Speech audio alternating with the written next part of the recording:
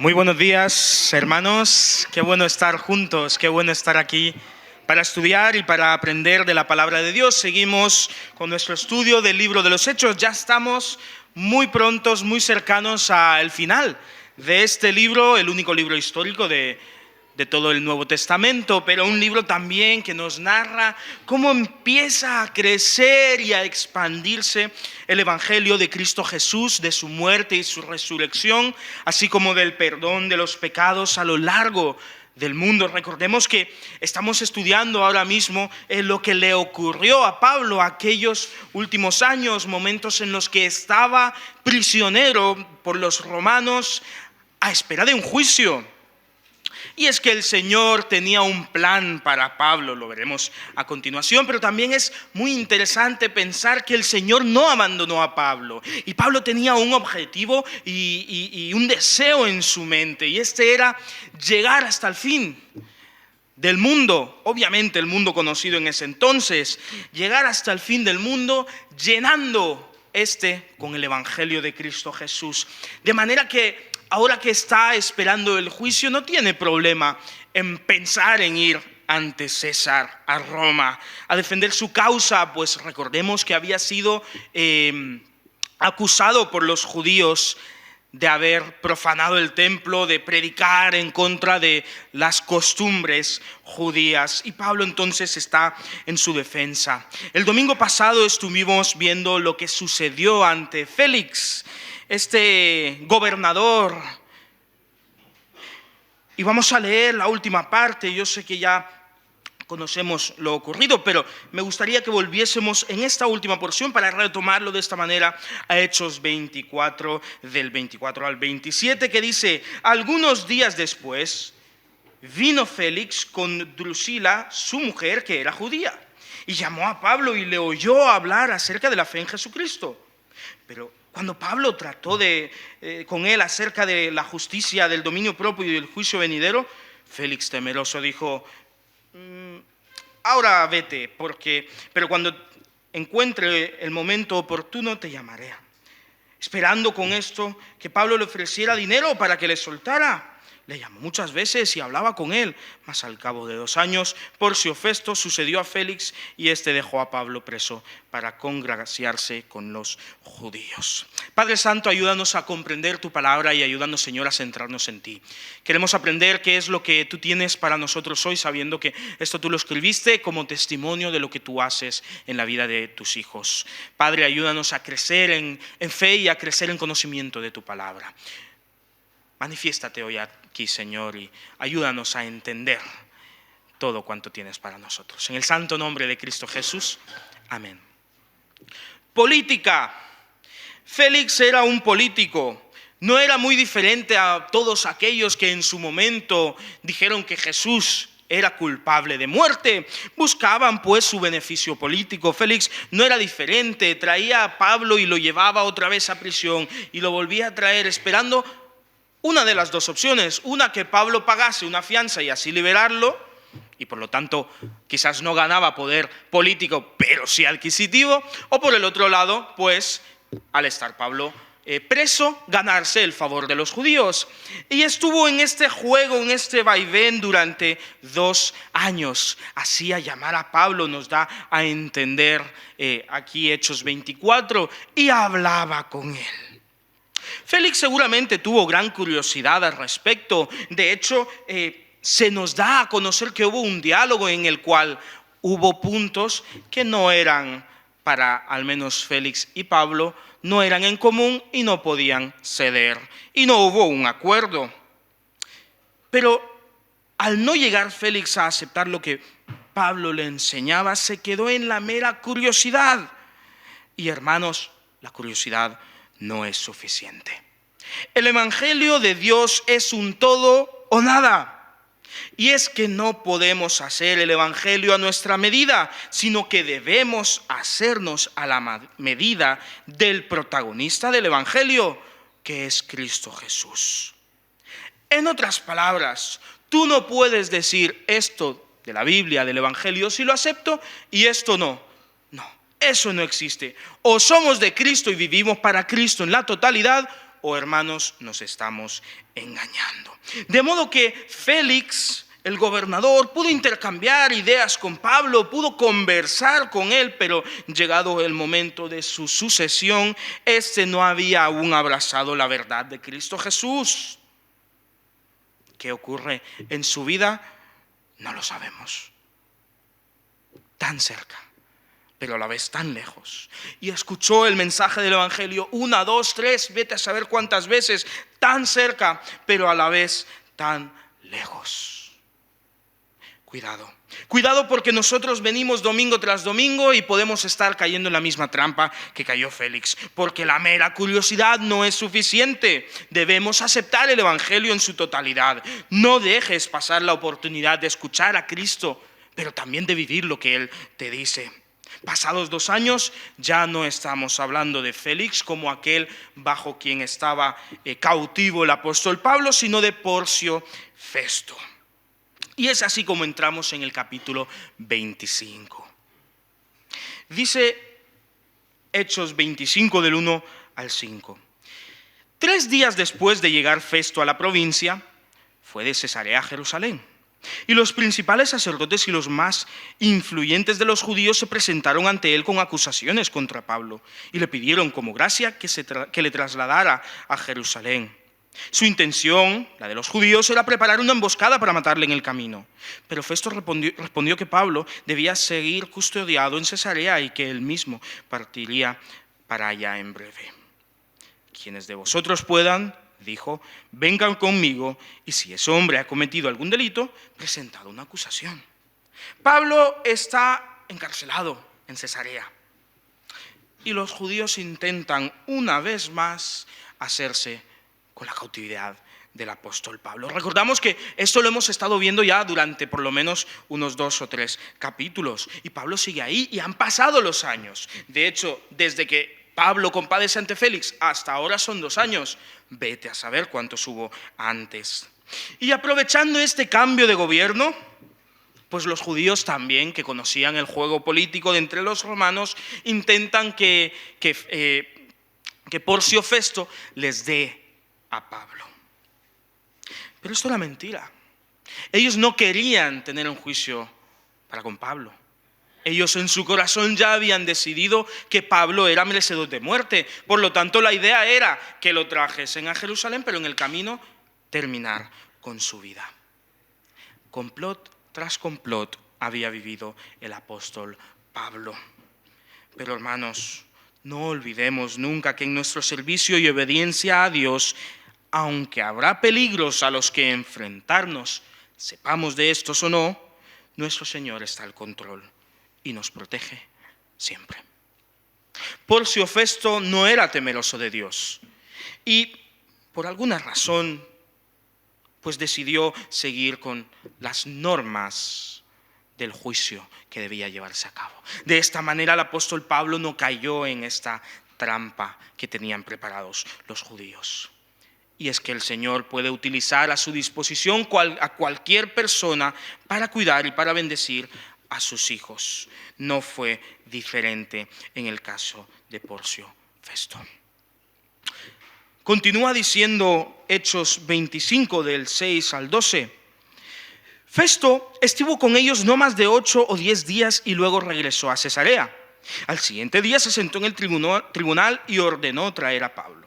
Cuando llegó, le rodearon los judíos que habían venido de Jerusalén y presentaron contra él muchas graves acusaciones que no podían probar. Pero Pablo se defendió diciendo, no he cometido delito alguno ni contra la ley judía, ni contra el templo, ni contra César.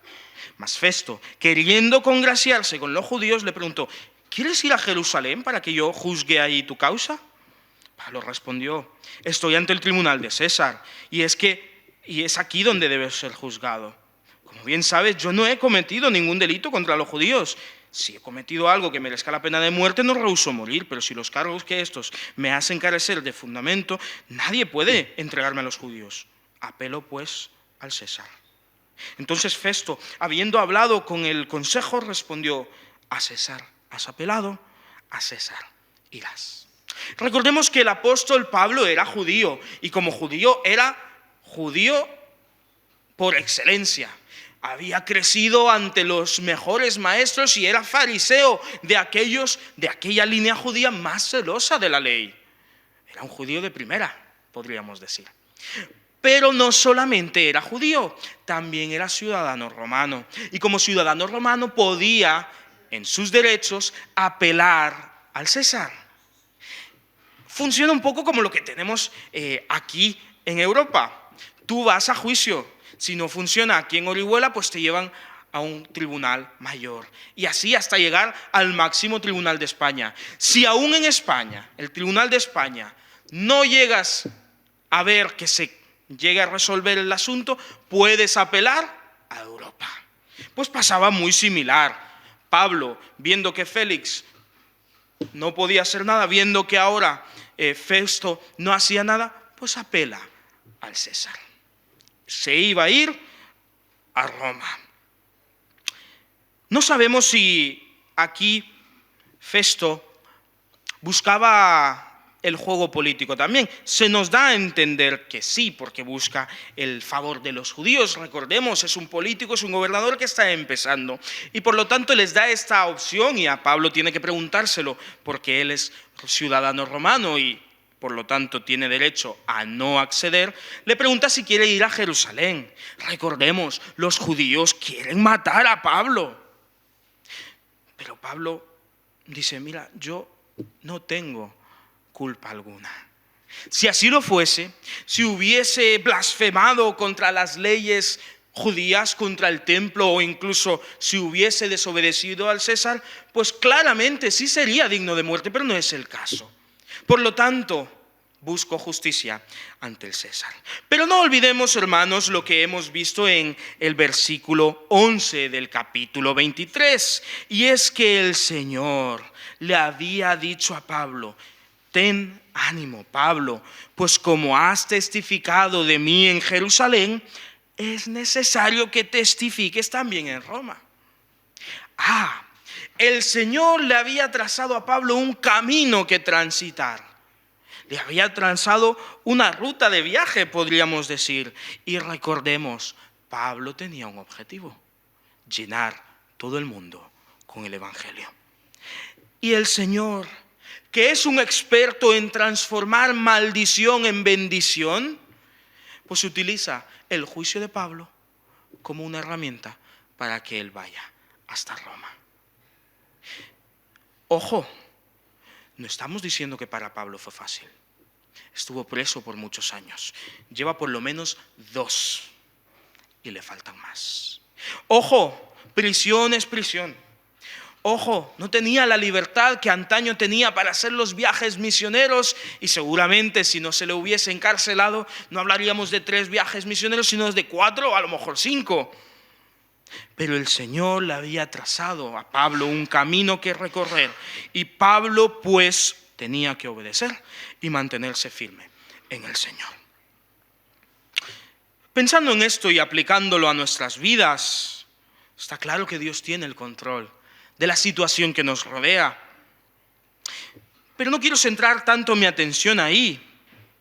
Quiero centrar nuestra atención en nuestra actitud ante esta realidad. Porque el Señor también nos ha demandado obediencia, firmeza. Por lo tanto te pregunta para la reflexión y espero que realmente lo reflexionemos en casa. ¿A qué te está llamando el Señor? Porque el Señor llamó a Pablo a la prisión, al juicio, a Roma. ¿Cuál es el escaparate que te ha dado para que tú también prediques? Porque la tarima sobre la que Pablo podía predicar en sus últimos años fue el tribunal, fue en un juicio. Pero a ti seguramente Dios te está dando un escaparate, una tarima, un lugar en el cual puedas también hablar del Señor. Por lo tanto, la tercera pregunta es, ¿estás viviendo conforme al plan de Dios para tu vida? Porque Pablo estaba viviendo conforme a lo que el Señor le había dicho. Es necesario que testifiques también en Roma. Y aunque Pablo podía haber sido declarado inocente, Pablo prefiere alargar su juicio. Y entonces Pablo dice: apelo al César. Quiero ir ante el César. Quiero ir a Roma para ser juzgado ahí. Una obediencia que no le fue barata, ni cómoda, ni fácil. ¿A qué te está llamando el Señor, hermano? ¿Cuál es el escaparate que te ha dado para que prediques? Y en último lugar, ¿estás viviendo conforme al plan de Dios para tu vida? Qué importante es reflexionar en torno a esto. Porque podemos admirar a aquellos que viven conforme a la voluntad de Dios a pesar de que la situación sea fácil o, mejor dicho, difícil. Y muchas veces el Señor nos ha dado una tarea más sencilla y no queremos obedecer. Y el Señor demanda obediencia de nosotros no solo en la dificultad, también cuando la orden pueda ser fácil. Y es que evangelizar no es trabajo de unos pocos, y es que la predicación no es trabajo de unos selectos, es el trabajo de todo creyente. Si tú eres hijo de Dios, el objetivo que Pablo tenía en su corazón tiene que también estar en ti: predicar el evangelio y llenar el mundo con que las buenas nuevas de Cristo Jesús lleguen hasta los confines de la tierra. Y gloria a Dios, porque somos una iglesia con gran diversidad, y donde yo no puedo ir, tú puedes ir. Y donde yo no soy natural y nativo, tú sí. Y podemos ser una iglesia misionera, pero tenemos que estar dispuestos a obedecer y mantenernos firmes en el Señor. ¿Qué es lo que ocurre entonces en la vida de Pablo? Bueno, continuamos en el versículo 13 al 27. Y es que vienen ahora a visitar a Festo, Agripa y Berenice. Agripa era uno de los Herodes y Berenice era su hermana. Y como estos conocían la cultura judía, y es que en teoría lo eran, aunque eran más romanos en la práctica que judíos, pues entonces Festo ve a bien que el caso de Pablo se le comunique a ellos también. Vamos a leer desde el 23, por amor al tiempo. Dice Hechos 25, del 23 al 27. Al día siguiente vinieron Agripa y Berenice con mucha pompa y entraron en la audiencia acompañados de los comandantes y hombres principales de la ciudad. Y una orden de Festo trajeron allí a Pablo.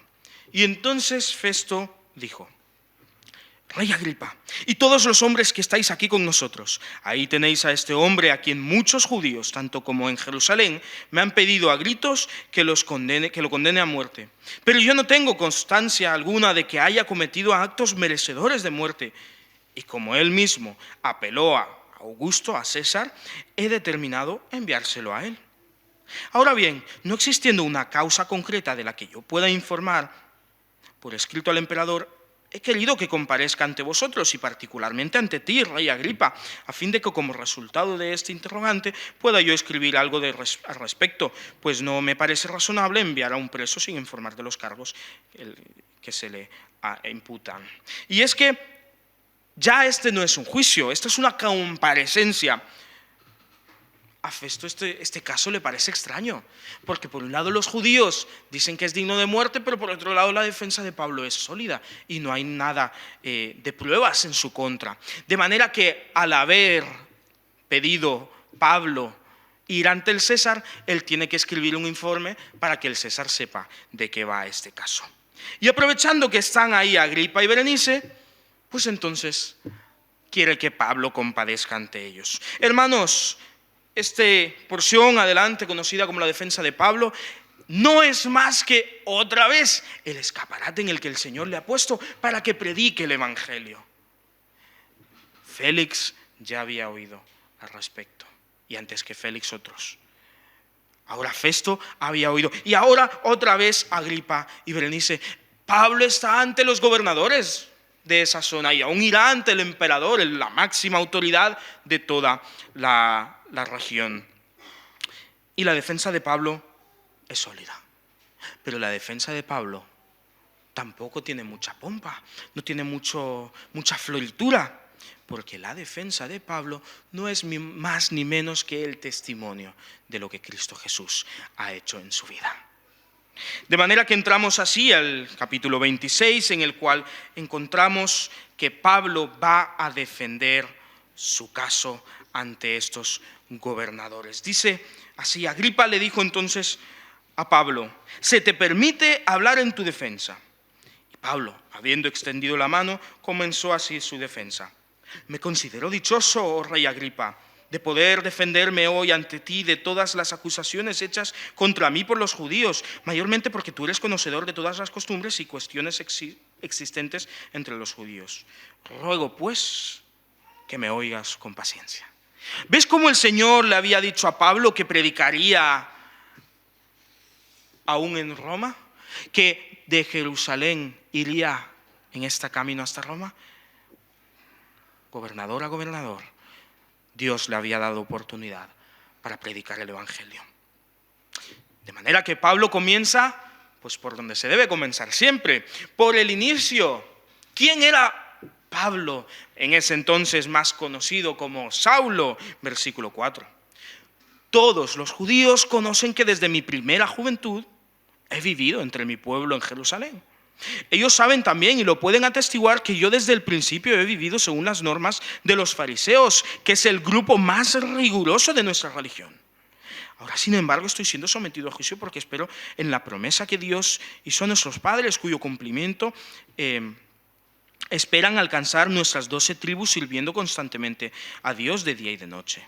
Por tener esta esperanza, oh rey Agripa, me acusan los judíos. ¿Qué? ¿Consideráis vosotros increíble que Dios resucite de los muertos?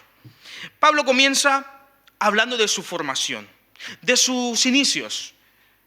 Un judío, como los muchos que hay en Jerusalén, aunque un tanto diferente. Porque a diferencia de otros, Pablo se crió entre los fariseos. Él mismo lo menciona, que es la parte más rigurosa de su religión. Y efectivamente esto era así. La secta de los fariseos era del todo celosa. Por lo tanto, Pablo crece en la ley de los judíos, en cumplimiento de todas las normativas, pero también con un gran celo por Dios. El celo de Dios que le llevó a lo que ocurre a continuación, versículos 9 al 11. Es cierto que yo pensaba que era mi deber combatir por todos los medios el nombre de Jesús de Nazaret. Así lo hice en Jerusalén, encerré en cárceles a muchos de los fieles tras recibir la autorización de los principales sacerdotes. Incluso di mi voto contra ellos para que fuesen condenados a muerte. En la sinagoga muchas veces los castigué y los forcé a blasfemar. Mi animadversión hacia ellos llegó a tal extremo que los perseguí hasta en las ciudades extranjeras. A Pablo se le está juzgando, pero no se le está juzgando por perseguir a los cristianos. Pero no se le está juzgando por su situación como judío o incluso como fariseo. No se le está juzgando por el celo que hubo en su corazón por el Señor, que llevó a asesinar a los cristianos, no solo en Jerusalén, sino en las ciudades de otros lugares. Se le está juzgando, versículo 8, porque consideran increíble que Dios resucite de los muertos. El mensaje de la cruz, el mensaje del Evangelio siempre ha trastornado el mundo, siempre ha transformado, pero también siempre ha recibido rechazo y oposición. Y este no es un caso distinto. Y Pablo, juicio a juicio, va hablando del mensaje del Evangelio. Pero el celo de Pablo por Dios lo llevó a salir de Jerusalén. Camino a Damasco estaba cuando ocurrió lo que se nos narra en los versículos del 12 al 18. Recuerda, va de camino a perseguir a los cristianos. Versículo 12. Esta es la razón por la que fui comisionado por los principales sacerdotes para ir con plenos poderes a Damasco. Y me sucedió que a mediodía, oh rey, yendo de camino, vi una luz del cielo que sobrepasaba el resplandor del sol. Me rodeó a mí y a los que iban conmigo. Y caímos todos al suelo y escuché una voz que me decía en hebreo: Saulo, Saulo, ¿por qué me persigues? Dura cosa te es dar coces contra el aguijón. Entonces pregunté: ¿quién eres, Señor? Y él me respondió: yo soy Jesús a quien tú persigues. Levántate, ponte en pie. Me he aparecido a ti porque tú vas a ser ministro y testigo de lo que has visto y de lo que aún te voy a mostrar. Te libraré de tu pueblo y de los gentiles y a los que he de enviarte, para que abras sus ojos, para que se conviertan de las tinieblas a la luz y de la potestad de Satanás a Dios, y para que reciban perdón de pecados y la herencia que corresponde a los santificados por medio de la fe en mí. Y es que Pablo, igual que tú y yo, fue apartado y llamado por el Señor, no solo para su propio arrepentimiento, sino para que otros lleguen al pleno conocimiento de Cristo Jesús, de su salvación, del perdón de los pecados, de la nueva vida que puede haber para ti y para mí. El llamado de Dios a Pablo no es distinto al llamado tuyo y mío. Y es que la conversión de Pablo, si bien puede parecer fuera de la norma, puede parecer muy diferente, no es distinta a la tuya y a la mía. ¿O es que acaso un día el Señor no tocó a tu corazón? No te llamó, no te apartó, no te llamó a arrepentimiento y a santidad. Hermanos, es muy fácil y también hasta cierto punto es lógico admirar a los grandes hombres de Dios que encontramos en la Biblia, Pablo entre ellos, admirar cómo en este caso pues apelaba al César aunque podía haber salido libre, cómo se mantenía firme en su prisión o con qué facilidad predicaba el Evangelio. Pero es que tú y yo no somos llamados a estar a la estatura de estos, somos llamados a más, a estar a la estatura de Cristo. Pablo era un perseguidor de los cristianos y el Señor, porque el Señor es un experto en transformar a lo vil del mundo en bendición para el mundo, también nos ha llamado a ti y a mí. De manera que, si bien la narración puede cambiar un poco en tu vida y en la mía, ¿acaso no es el mismo llamado que tenemos? ¿No te ha dicho el Señor que te ha apartado para que el Evangelio corra por todo el mundo? ¿Para que llegue hasta los confines de la tierra? ¿Acaso el llamado del Señor para sus hijos ha cambiado en estos 2000 años? No, no es diferente. La misión es la misma. Los tiempos tampoco es que hayan cambiado mucho. Y se sigue persiguiendo el mensaje del Evangelio, pero el Señor nos ha llamado a fortalecernos en él y a predicar con valentía, como estaba haciendo Pablo. Pero también, hermanos, seamos sinceros, cuando estamos cara a cara ante Dios, en nosotros debe haber cambios profundos. Hasta entonces, Pablo era aquel fariseo celoso de Dios que perseguía y mataba a cristianos. Pero tras el encuentro que tuvo con el Señor, versículo 19, ocurre lo siguiente. Por eso, Rey Agripa, no desobedecí esa visión celestial, sino que primeramente a los que están en Damasco y luego a los que están en Jerusalén y por toda la tierra de Judea y los gentiles, les anuncié que debían arrepentirse y convertirse a Dios, y demostraron con sus hechos que realmente se habían arrepentido. Por esto los judíos me apresaron en el templo e intentaron matarme. Pero he contado con la protección de Dios hasta el presente. Por eso hasta hoy no dejo de dar mi testimonio, a pequeños y a grandes, sin decir nada fuera de las cosas que los profetas y Moisés dijeron que habían de suceder, que el Cristo había de padecer y ser el primero en resucitar de la muerte para anunciar la luz tanto al pueblo judío como a los gentiles. Este es el Evangelio. Pablo se convirtió en el perseguidor del Evangelio, el predicador del Evangelio, del que perseguía a los cristianos que se habían arrepentido y tenían una vida con Cristo Jesús. Ahora él arrepentirse y llamar a otros al arrepentimiento, a una vida en Cristo Jesús. Los cambios en nuestras vidas deben ser evidentes. No podemos decir que conocemos a Dios y vivir como antaño. No podemos conocer a Dios y vivir en el pecado. Esto no existe. Si conoces a Dios, el cambio debe ser evidente. Si eres de Dios, Su carácter debe vivir en ti, debe morar en ti. Pero por otro lado, no olvidemos, no obviemos el mensaje del Evangelio. Arrepentimiento. Arrepentíos. ¿No decían esto los profetas? ¿No decía esto Juan el Bautista? ¿No decía esto el Señor? ¿Y los que le siguieron después? ¿No es el mismo mensaje que debemos llevar al mundo? Arrepentíos, porque el reino de los cielos ha llegado. Porque la salvación está al alcance de todo aquel que mire a Cristo Jesús, que todo aquel que entienda que la cruz es salvación, que Cristo Jesús en esa cruz murió la muerte que tú y yo merecíamos como pecadores, porque la paga del pecado es muerte, pero la dádiva de Dios es vida eterna en Cristo Jesús. Y Él murió en esa cruz en mi lugar, la muerte que yo merecía, para que ahora yo viva la vida eterna, vida que no merezco. Porque al tercer día Él también resucitó y es el primero en resucitar de la muerte para anunciar la luz. Y este evangelio poderoso es para judíos y para no judíos. También es para ti y para mí. Pablo da testimonio. ¿Porque está en un juicio? No. Porque lo que Dios ha hecho en su vida es tan grande que no puede callar. Y podía haberse defendido solamente de los cargos que le eran dados. Pero Pablo no quería una defensa y ya está. Pablo quería predicar a Cristo Jesús.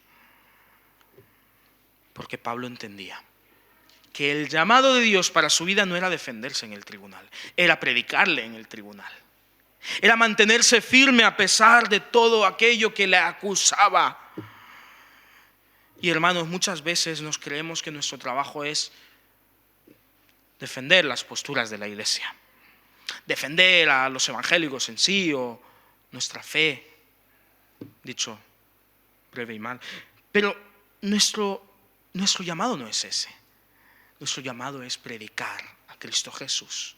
Lo demás vendrá como resultado de esto. ¿Qué es lo que ocurre entonces tras la predicación del Evangelio por parte de Pablo? Versículo 24 en adelante. Estando Pablo haciendo su defensa personal, intervino Festo diciendo a gran voz: estás loco, Pablo, las muchas letras te vuelven loco.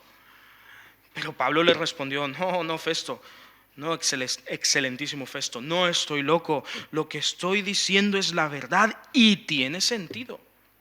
El rey también lo sabe y por eso hablo con él de esto valientemente, porque tengo la convicción de que no ignora nada de esto, porque esto no ha sucedido a escondidas en un rincón.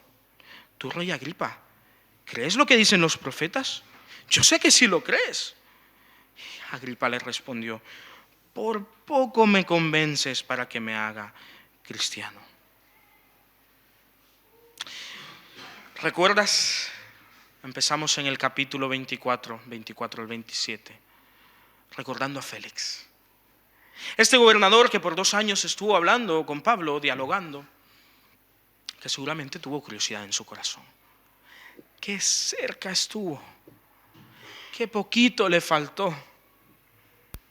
Y ahora estamos ante Agripa, Herodes Agripa el segundo, gran gobernador. No era como Festo o como Félix, era mayor que ellos, estaba por encima de ellos. Y Pablo le predica valientemente. Y como Félix seguramente tuvo curiosidad, pues también Agripa tuvo curiosidad. Festo directamente dijo: Pablo está loco, y rechazó el evangelio. Pero Agripa: por poco me convences de que me haga cristiano, Pablo. Pero Agripa, poco no basta. Cerca no es suficiente, porque el evangelio es todo o nada. De manera que Pablo le responde, versículo 29, deseo delante de Dios que, ya sea por poco, por mucho, no solamente tú, sino también todos los que hoy me han oído, lleguéis a ser como yo, pero sin cadenas.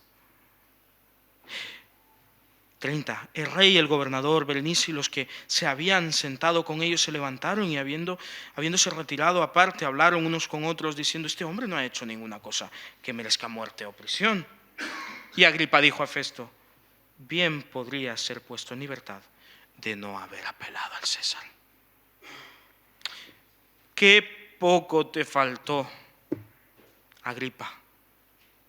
Qué poco te faltó, Félix. Pero poco no es suficiente. Cuán importante es, hermanos, lo que Dios ha hecho en nosotros. No le restes importancia.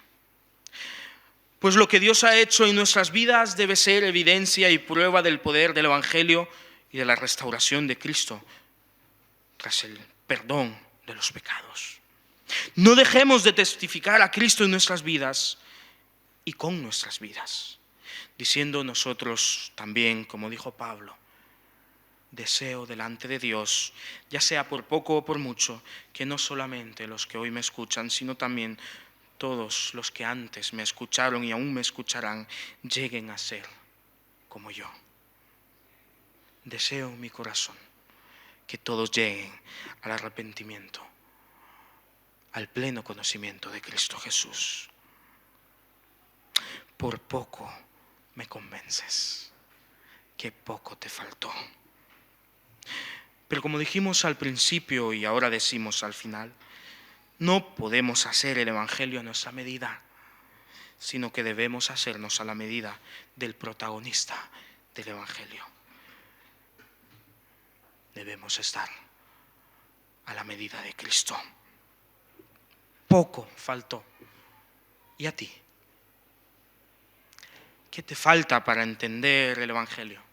¿Qué te falta para aceptar a Cristo Jesús? Porque la Biblia es muy clara. Todos hemos pecado y el resultado del pecado es la muerte. Por lo tanto, todos estamos muertos en delitos y pecados. No hay justo ni aun uno. Pero Cristo Jesús, que nos amó desde antes de la fundación del mundo, que es amor, no solo nos ama, sino que Él es amor, tomó nuestro lugar en esa cruz. Y hoy nos llama al arrepentimiento y al perdón de los pecados, porque Él, siendo Dios, el Dios justo y verdadero, quiere perdonarte de tus pecados. Y es poderoso para darte vida eterna. Este es el Evangelio, que esa cruz es poder de Dios para salvación a todo aquel que cree.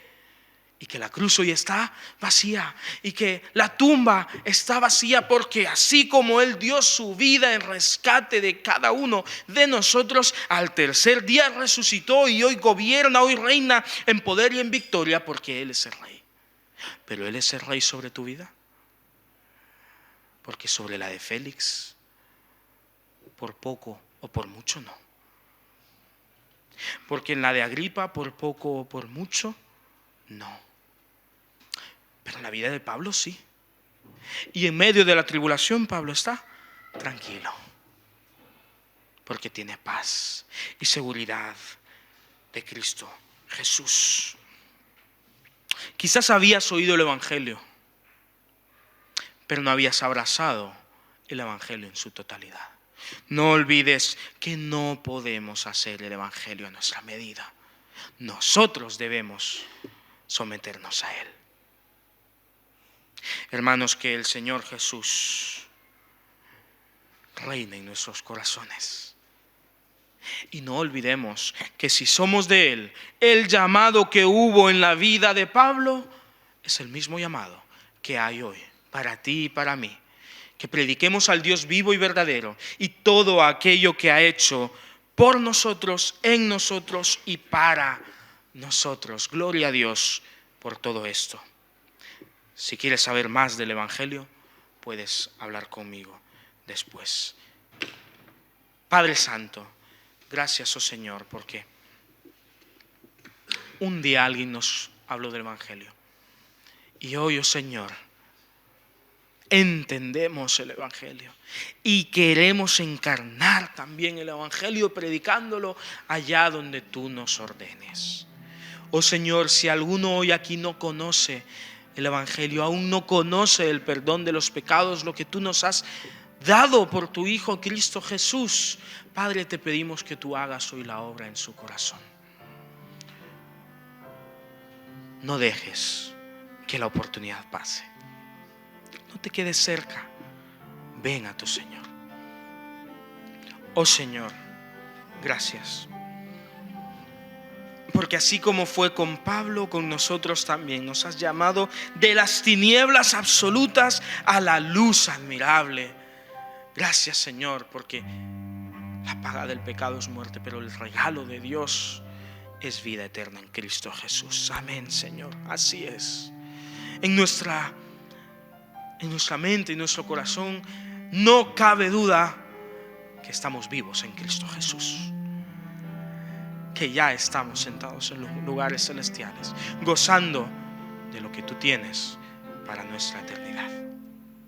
Oh Señor, por eso te alabamos y te glorificamos. En el santo nombre de Cristo Jesús. Amén y amén.